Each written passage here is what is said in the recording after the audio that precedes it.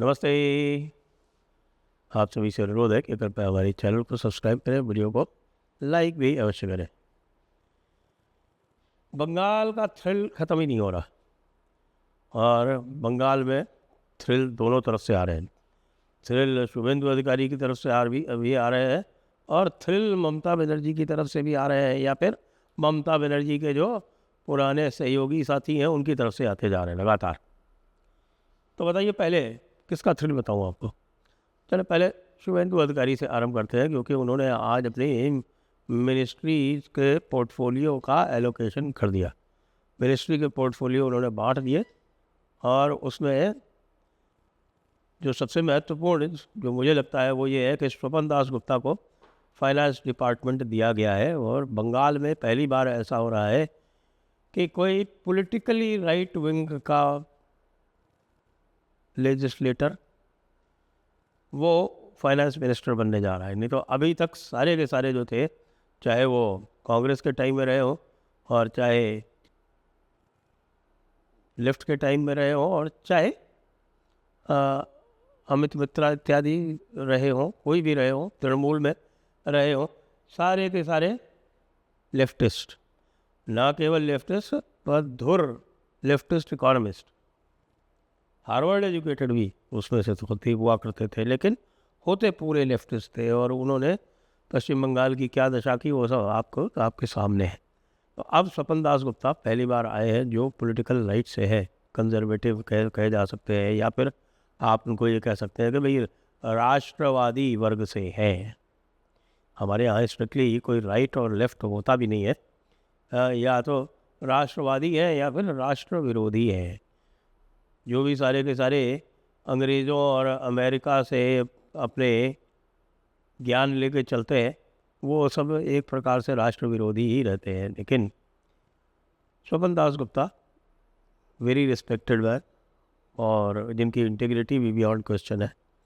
रास बिहारी से जीते हैं। रास बिहारी जो है वो बौद्ध लोग का एक प्रकार से कह सकते हैं कि centre of gravity, AP centre है, वहाँ से जीते हुए स्वपन दास गुप्ता अब फाइनेंस मिनिस्टर है पश्चिम बंगाल सरकार के। उसके अतिरिक्त जो महत्वपूर्ण और है वो हेल्थ डिपार्टमेंट। ये लगभग तय माना जा रहा था कि शारदत्त मुखर्जी जो एक स्वयं बड़े कैंसर स्पेशलिस्ट है वो उनको मिलेगा, वो उनको मिल भी गया। तो शारदत्त मुखर्जी विधाननगर वाले वो अब हेल्थ मिनिस्टर बनेंगे। साथ में तापस रॉय भी कोलकाता से ही है। तो तापस रॉय जो पहले उनको कहा जा रहा था कि वो स्पीकर बनेंगे, लेकिन उनको इंडस्ट्रीज़ डिपार्टमेंट दिया गया है। और इंडस्ट्रीज़ डिपार्टमेंट कितना महत्वपूर्ण है ये आपसे छुपाया नहीं जा सकता। एक और भी अत्यंत महत्वपूर्ण जो मुझे लगता है वो है एक डॉक्टर पोद्दार जो आसनसोल के एक क्षेत्र से जीते हैं। डॉक्टर पोद्दार को मेजर इंफ्रास्ट्रक्चर मिनिस्ट्रीज दो दी गई हैं, दो हेवीवेट। यानी दो कौन सी? हाँ, उनको पब्लिक हेल्थ इंजीनियरिंग यानी ड्रिंकिंग वाटर इत्यादि का जो मामला है वो, और साथ में उनको पीडब्ल्यूडी भी दिया गया है। तो अब मोटे मोटे डिपार्टमेंट यही है। एजुकेशन भी अब शंकर घोष दीपक बर्मन को स्कूल एजुकेशन दिया गया है, फिर टेक्निकल एजुकेशन किसी और को दिया गया है और शंकर घोष को टूरिज़्म दिया गया है। तो काफ़ी बैलेंस्ड मुझे लग रहा है ये जो पोर्टफोलियोज़ का एलोकेशन हुआ है। होम मिनिस्ट्री सदैव की बात ही पश्चिम बंगाल में रहती है, मुख्यमंत्री के पास ही है।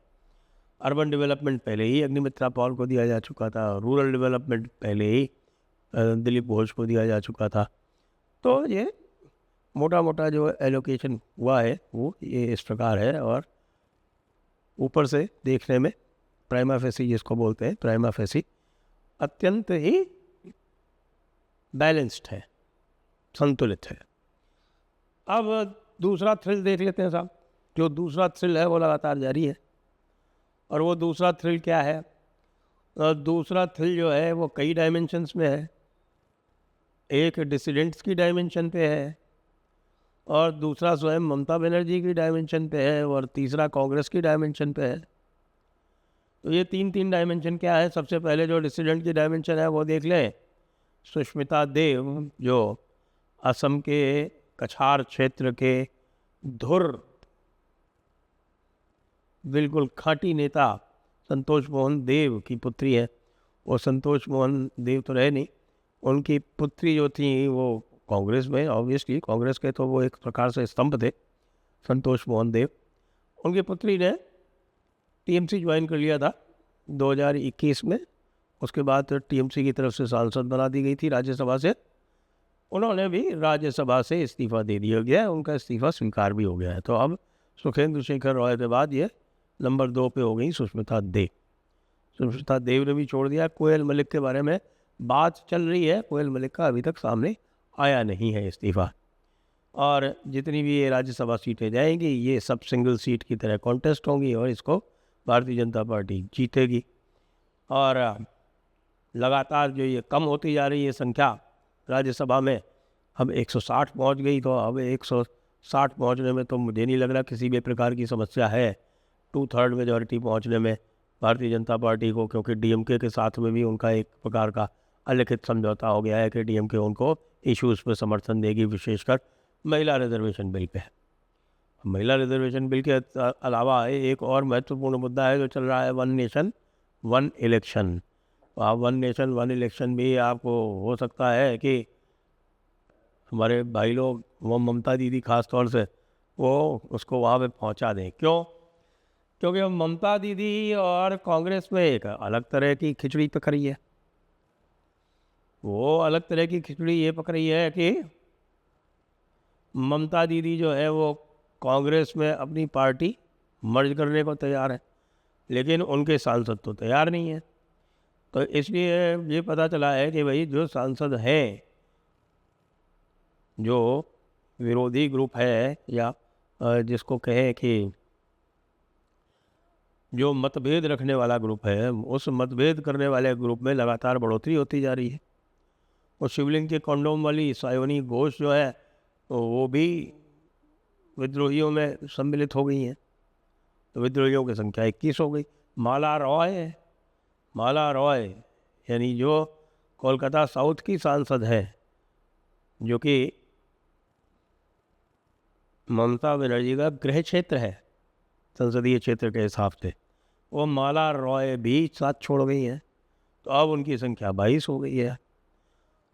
हमारी भारतीय जनता पार्टी के समर्थकों में, भारतीय जनता पार्टी के पश्चिम बंगाल के जो वोटर्स हैं उनमें इनको लेके एक खिन्नता भी देखी जा रही है। वो ये कह रहे हैं कि भाई इन सभी लोगों को, ख़ास तौर से सायोनी घोष वगैरह को, तो कतई सवाल ही नहीं पैदा होता उनको लेने का। उनको आप कैसे सोच भी सकते हैं कि उन्होंने सनातन धर्म का इतना अपमान किया है और उसके बाद भी आप उनको जो है वो लेने के बारे में विचार कैसे कर सकते हैं। तो इसमें मैं ये समझता हूँ कि भाई उनका मर्जर तो हो नहीं रहा। अब वो एक रेबेल ग्रुप है और वो रेबेल ग्रुप किसको कहाँ सम्मिलित करता है, क्या करता है, वो इसीलिए रेबेल ग्रुप उनको बनाया गया है। उनको भारतीय जनता पार्टी में मर्जर नहीं दिया जा रहा है क्योंकि भारतीय जनता पार्टी को यही आशंका थी कि इस प्रकार की आपत्तियां आएंगी कि ये लोग जो हैं वो आइडियोलॉजिकल रूप से, विचारधारा के पटल पर वो इतने अधिक कॉम्प्रोमाइज्ड हैं दूसरी विचारधाराओं से या इस्लामिक विचारधाराओं से कि उनकी खपत हो नहीं सकती भारतीय जनता पार्टी में। तो क्योंकि उनकी खपत हो नहीं सकती तो ये बेस्ट तरीका था कि उनको एक अलग से रेबेल ग्रुप बना के और उसको रिकग्नाइज करवा दिया जाए। तो अब जो है वो 28 में से मुश्किल से 5 या 6 बचे हैं। माला रॉय भी नहीं बची। खाली अब बात चल रही है सुदीप्तो बंदोपाध्याय की। अब सुदीप्तो बंदोपाध्याय की जो बिटियां हैं, नैना बंदोपाध्याय, वो तो चुना चली गई।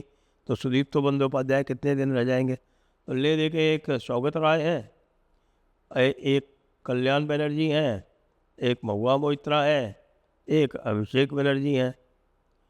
ये 4 जो हैं, ये 4 बिल्कुल पक्के हैं, ये 4 कहीं नहीं जा रहे। उसके अतिरिक्त किसी का कोई भरोसा नहीं है। देव अधिकारी या दीपक अधिकारी जो है घाटाल वाले, वो भी छोड़ते जा चुके हैं बताया जा रहा है। और शताब्दी रॉय ने स्वयं, ये जो उपनेता हैं शताब्दी रॉय बन गई हैं, उन्होंने स्वयं ये स्टेटमेंट दिया है। उधर ममता बनर्जी कह रही हैं कि साहब कि मैं मर्ज करने को तैयार हूँ, आप मुझको राज्यसभा में सीट दीजिए और मुझको राज्यसभा का नेता बनाइए, नेता विपक्ष बनाइए राज्यसभा को। काउंटर ऑफर उनको ये मिला है कि आप कांग्रेस में राष्ट्रीय उपाध्यक्ष बन जाइए। अब मुझे नहीं लगता ममता दीदी जैसे को जो है स्वीकार होगा। कांग्रेस को तो लाल टप इसलिए टपक रही है कि उनको लग रहा है कि भाई इसी बहाने बंगाल में 4-6 सीटें बढ़ जाएंगी। कांग्रेस के नाम पे जहाँ कोई, जिसको कहते हैं कि कोई थूकता नहीं था, उस कांग्रेस के नाम पे 4-6 सीटें तो आ सकती हैं, खासतौर से मुस्लिम कंसोलिडेशन हो सकता है। अच्छा ये लग रहा है कि उपाध्यक्ष पद ममता दीदी को स्वीकार नहीं है और खड़गे साहब को हटा के राज्यसभा में विपक्ष का नेता बनाए जाने का आग्रह या बनाए जाने की जो मांग है वो कांग्रेस को स्वीकार नहीं है। तो ये एक उठापटक चल रही है साहब। जनरल सेक्रेटरी अभिषेक बनर्जी को बनाने के ऊपर एका है। तो ये हो सकता है कि भाई 2-4 लोगों को लेके ये कांग्रेस में मर्जर का प्रयास करें, वो संभव नहीं होगा क्योंकि 2/3 चाहिए होता है। 2/3 इनके पास है नहीं, इनके पास तो 1/3 भी नहीं है। तो ये अब देखना है कि आगे ये जाके ये खेल और कैसे रोचक होता है। और चूँकि ये एक नया खेला होगा तो निश्चित रूप से प्रासंगिकता बंगाल की और जो बंगाल का प्रति हमारी रुचि है वो बनी रहेगी। अधीर रंजन राय कह रहे हैं कि यदि कांग्रेस ने ममता दीदी से समझौता किया तो वो अपना एक और अलग गुट बना के पार्टी को अलग कर लेंगे। अब अगर अधीर रंजन राय अलग हो जाते हैं, अधीर रंजन चौधरी अलग हो जाते हैं, तो अधीर रंजन चौधरी का ही प्रभाव है वो मामू क्षेत्र में, जानते हैं ना आप मामू क्षेत्र, मुर्शिदाबाद, मालदा और उत्तर दिनाजपुर। तो इस समय बंगाल में बड़े मज़े की गतिविधियाँ चल रही हैं और वो गतिविधियाँ बंगाल में भी चल रही हैं और इधर भी चल रही हैं। मैंने लिस्ट तो आपको बताई नहीं कि कितने लोगों की पिटाई हुई आज, लेकिन जो एग थेरेपी है वो बहुत पॉपुलर होती जा रही है और एग्स पर सेकंड के ऊपर अच्छी साइंटिफिक थ्योरी भी आ गई है कि कितने एग्स पर सेकंड जो है वो कितना डैमेज कर सकते हैं। जय हिंद, जय भारत, वंदे मातरम।